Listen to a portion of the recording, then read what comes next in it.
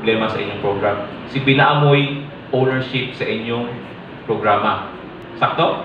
Sakto. Oh, dapat inyo i-own ang inyong programa. Next is you should have a vision or pangandoy sa inyong programa na improve. And through that, you will be looking for those other stakeholders na makatabang ninyo sa katong mga different causes of malnutrition sa inyong LGUs. Kaya I know, dili na inyo kaya. Same with the municipal health officers on the problem sa health. Kay daghan may problema ang health. And then, ang ako lang gusto i-emphasize, no, especially sa causes nga ayaw din niyo kalimting, ibutan po diha nga if your municipal nutrition council is non-functional, please ibutan gid diha as one of the causes. Kay kinsa may gatimon sa inyong nutrition program sa inyong LGU, kamura ba? Dili ra.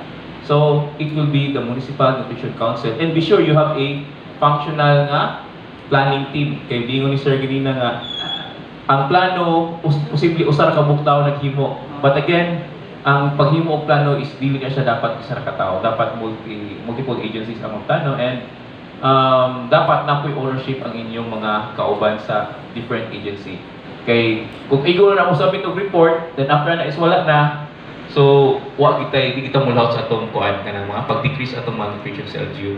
But again, motto, please also emphasize on the problem on the governance part, which should be your municipal nutrition council or maybe in relation to your local health board. Dapat functional siya or on board sila sa program implementation on nutrition. So I think that would be all. Thank you. Thank you, Sir Dodo.